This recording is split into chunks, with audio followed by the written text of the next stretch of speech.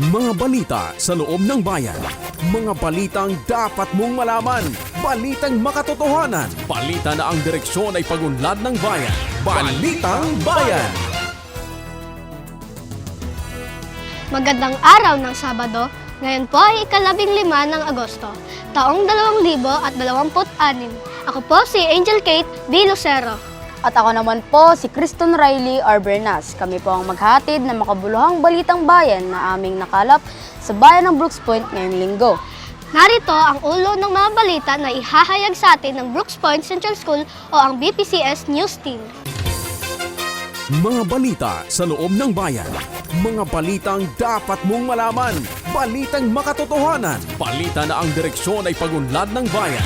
Balitang Bayan! LGU Brooks Point nagbigay pugay sa alala at serbisyo ng dating Mayor Dr. Alice Pabillon.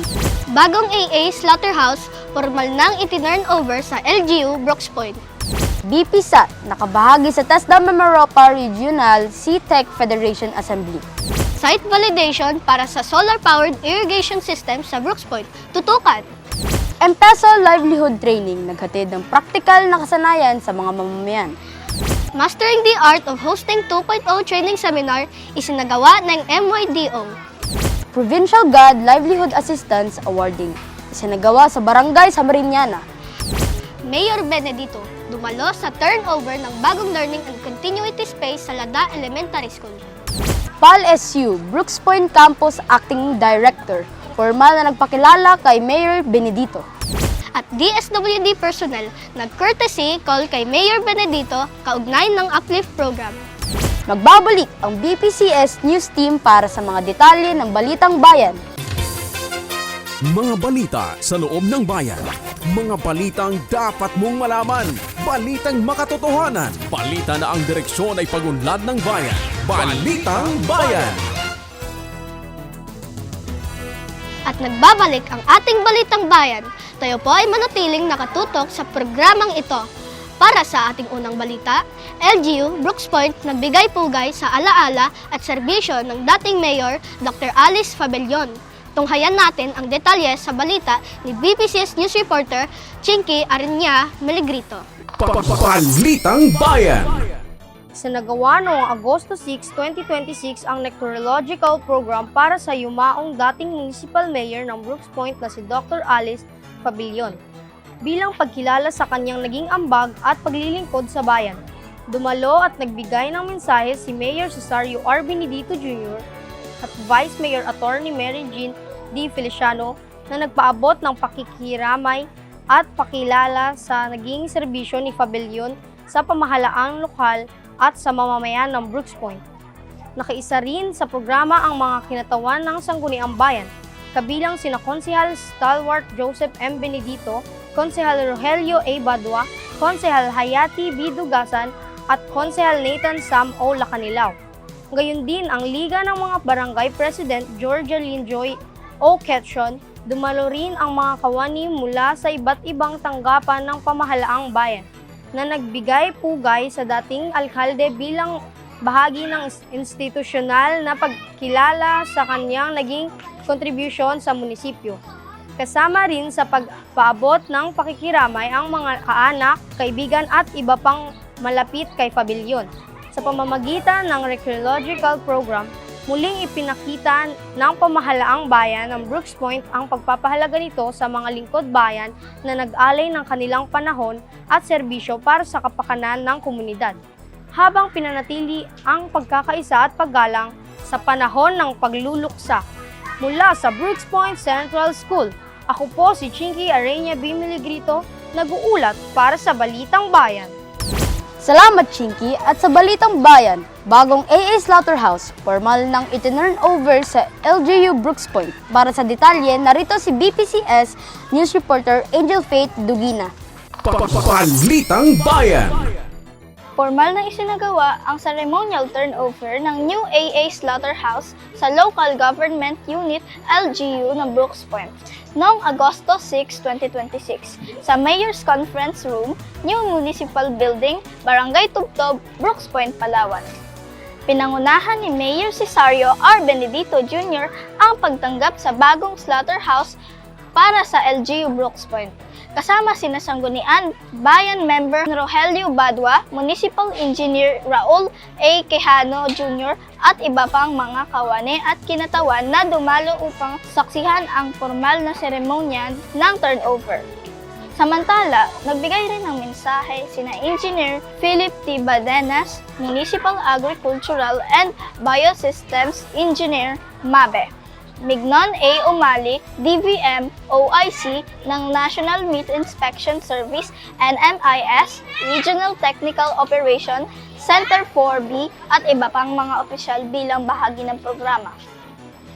Layunin ng pagkakaroon ng bagong AA Slaughterhouse na mapabuti ang pasilidad para sa maayos, ligtas at sistematikong pagkatay at pagproseso ng mga hayop. Alinsunod sa mga itinakdang pamantayan sa kalinisan at meat inspection. Inaasahang makatutulong din ito sa pagpapaigting ng food safety at protection sa kalusugan ng mga mamimili sa bayan. Sa pamamagitan ng naturang pasilidad, patuloy na isinusulong ng pamahalaang bayan ng Brooks Point ang mga programang pang-infrastruktura na naglalayong mapahusay ang mga serbisyong pangkomunidad at matiyak ang ligtas at maayos na supply ng karne para sa mamamayan. Mula sa Brooks Point Central School, ako po si Angel Faith Andohenia, nag-uulat para sa Balitang Bayan. Maraming salamat sa iyo, Angel. Susunod, BPSAT nakibahagi sa TESDA Mimaropa Regional CTEC Federation Assembly. Silipin natin ang buong detalye sa ulat ni BPCS News Reporter Carl James de la Peña. Balitang Bayan. Nakibahagi ang Brooks Point School of Arts Trades BPSAT sa pamamagitan ni CTEC BPSAT Administrator Refeline M. Benedito sa isinasagawang Mimaropa Regional CTEC Federation Assembly noong Hulyo 30, 2026 sa TESDA Mimaropa Regional Office sa Calapan City, Oriental, Mindoro. Pinangunahan ni TESDA Mimaropa Regional Director Baron Jose L. Lagran ang pagtitipon na dinaluhan ng mga kinatawan mula sa iba't ibang CTEC at TESDA ng buong rehiyon. Tinalakay sa pagpupulong ang mga hakbang upang higit pang mapalakas ang ugnayan at koordinasyon ng TESDA at mga local government unit LGU, gayon din ang pagsusulong ng Train Local Initiative.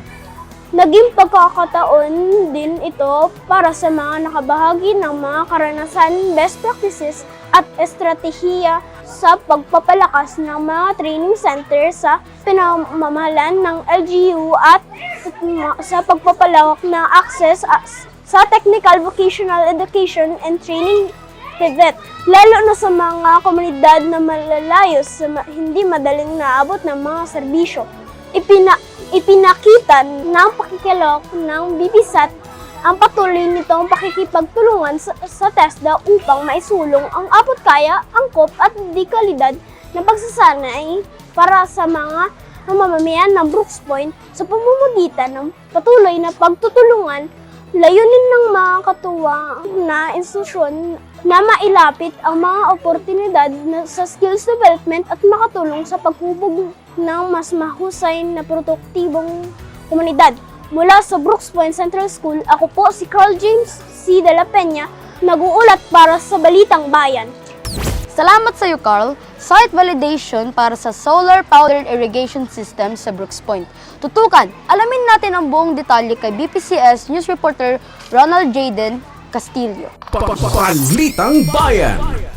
Nagsagawa ng Bureau of Soils and Water Management, BSWM, ng site validation noong Agosto 4, 2026 para sa panukalang Solar-Powered Irrigation Systems, SPIS, sa Barangay Malis, sa Logon at sa Mariñana, Brooks Point, Palawan. Pinangunahan ni Engineer Renato G. Osenar ang inspeksyon upang matiyak ang pagiging angkop ng mga lokasyon para sa pagtutupad ng proyekto. Nagpaabot naman ng buong suporta at koordinasyon ng Municipal Agricultural and Biosystems Engineering Office, Mabeo, sa pangunguna ni Engineer Philip T. Badenas kasama ang mga kawani ng Office of the Municipal Agriculturist, OMA. Isinagawa ang validation upang matukoy ang mga kinakailangan kondisyon at tiyaking maging angkop at kapakipakinabang proyekto para sa benepisyaryong magsasaka. Layunin ng SPIS na maghatid ng makabago, espiente at napanatiling sistema ng patubig na makatulong sa paglakas ng produksyon at ng mga magsasaka sa pamamagitan ng paggamit ng solar energy.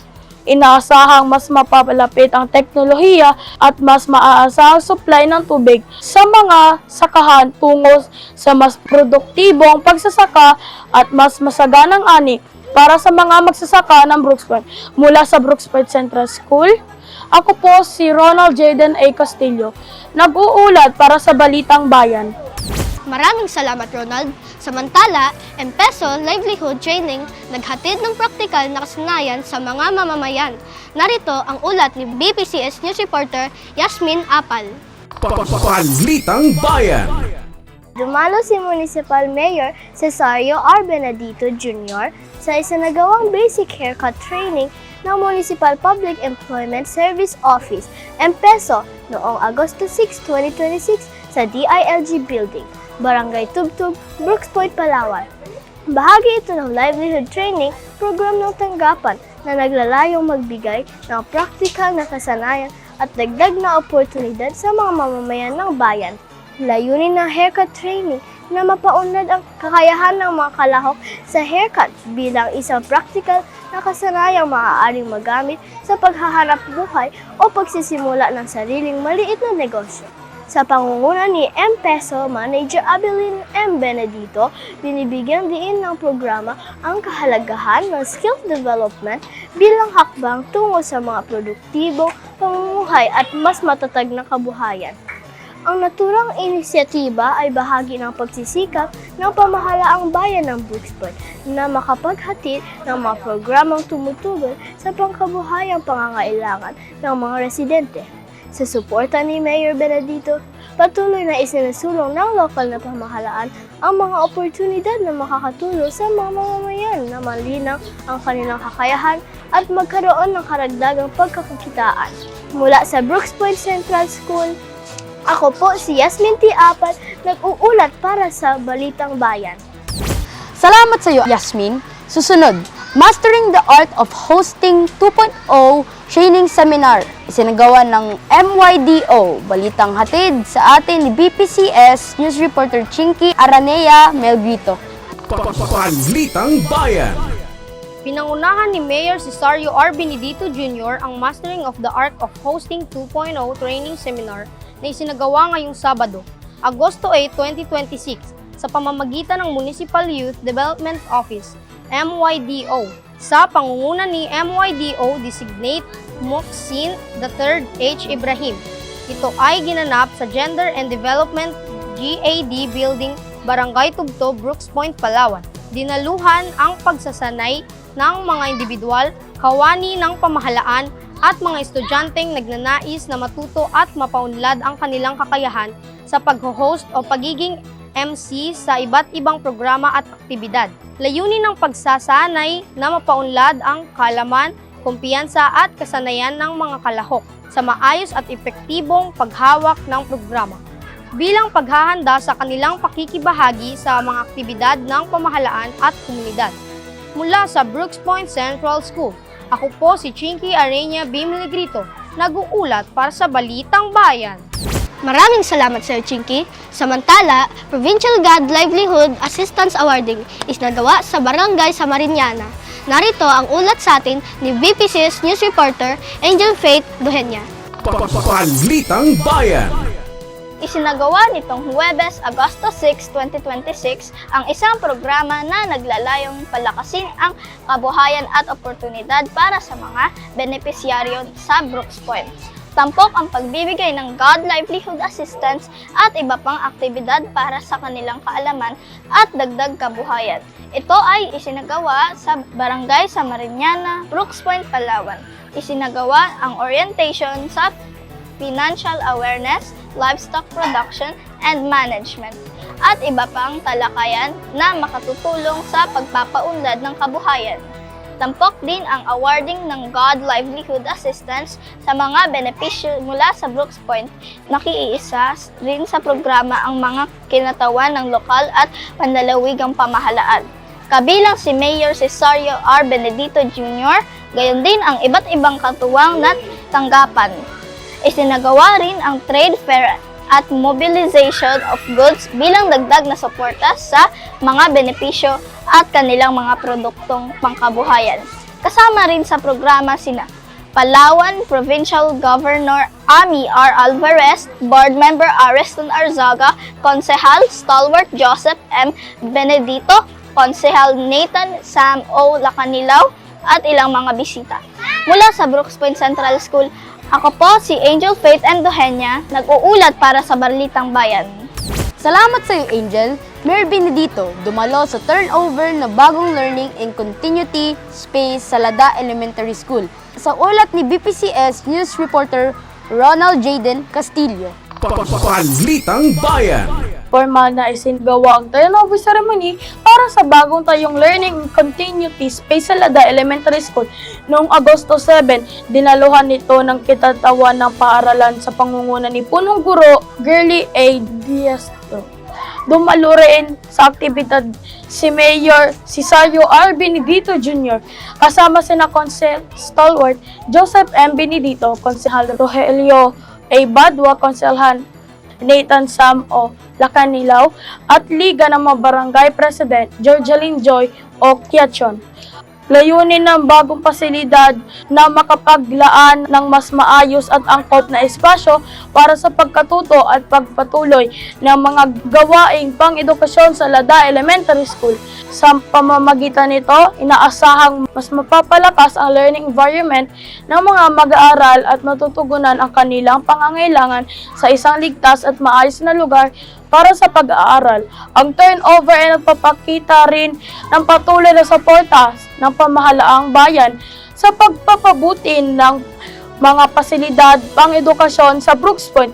Sa pamumuno ni Mayor Benedito, patuloy na isinusulong ang mga programang naglalayong mapabuti ang kalagayan ng mga paaralan at mapagbigay ng mas magandang oportunidad ang mga batang mag-aaral sa bayan ng Brooks Point.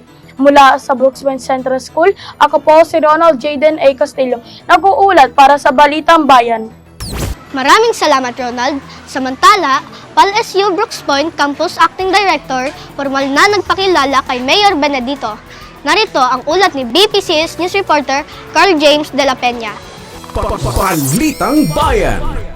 Formal nagpakilala kay Mayor Cesario R. Benedito Jr. si Winchell O. Malinedo, bagong acting director ng Palawan State University, PSU Brooks Point Campus na isinasapawang courtesy call noong Agosto 6, 2026 sa New Municipal Lobby, Barangay Tubtub, Brooks Point, Palawan.